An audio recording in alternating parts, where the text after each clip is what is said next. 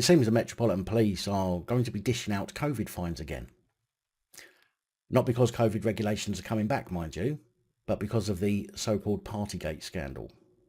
Although, let's be fair, it wasn't much of a scandal. I mean, it's not like we expected the government to abide by the same rules as the rest of us now, is it?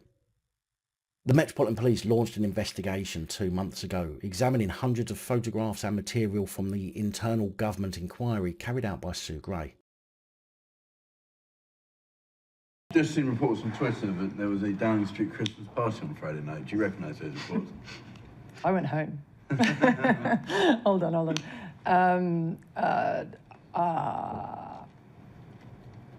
Would the Prime Minister condone having a Christmas party? What's the answer? I don't know. It wasn't a party, it was cheese and wine. Just be clear, it's not. Is cheese and wine all right? No. It was a business meeting. I'm joking. This is recorded. His fictional party was a business meeting. And it was not socially distanced. One more, and then one more. It's now said that 15 to 20 fixed penalty notices will be issued imminently for the most straightforward cases into 12 separate events held in Number 10 during strict COVID restrictions.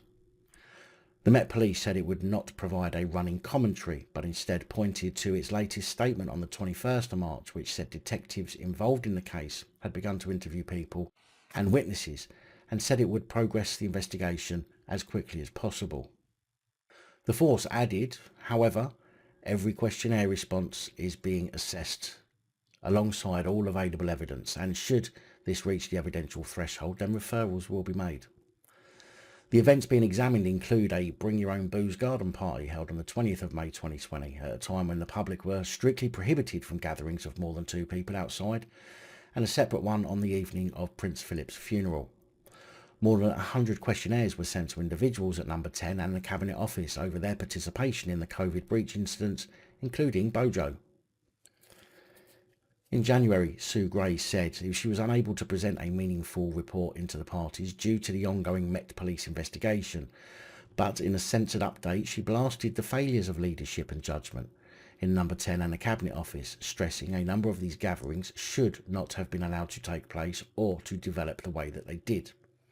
She added that some events represented a serious failure to observe not just the high standards expected of those working at the head of government, but also the standards expected of the entire British population at the time. Now, I don't know about you lot, but I cannot see the point in this. We know they lied. We know they did what they wanted, whilst we were told to do something completely different. Thinking about our loved ones suffering alone in hospital, while they were laughing and joking and getting pissed.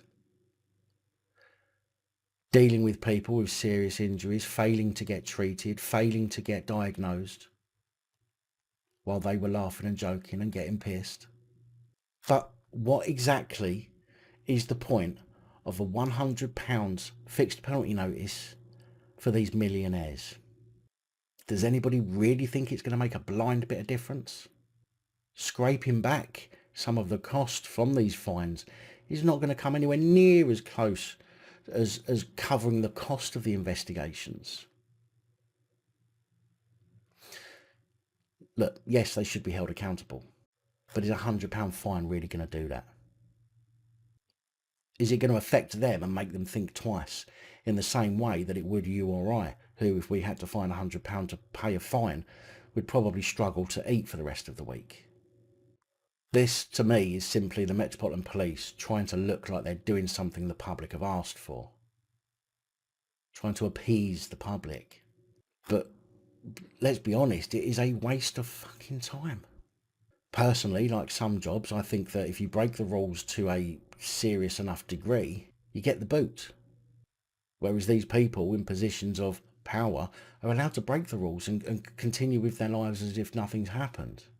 People who we put where they are, by the way, people who are supposed to answer to us, by the way, people who have let the power go to their head to the point where they don't give a shit about the people that put them where they are anymore.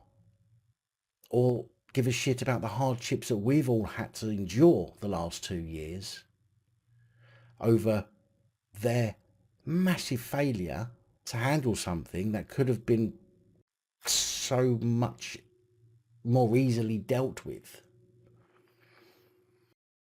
Big thank you to channel supporters, especially these guys. Your support is truly appreciated. Don't forget to like, share, comment and subscribe. Let me know your thoughts, as I know many of you will, and until next time, stay safe, look after each other, film the police and other officials.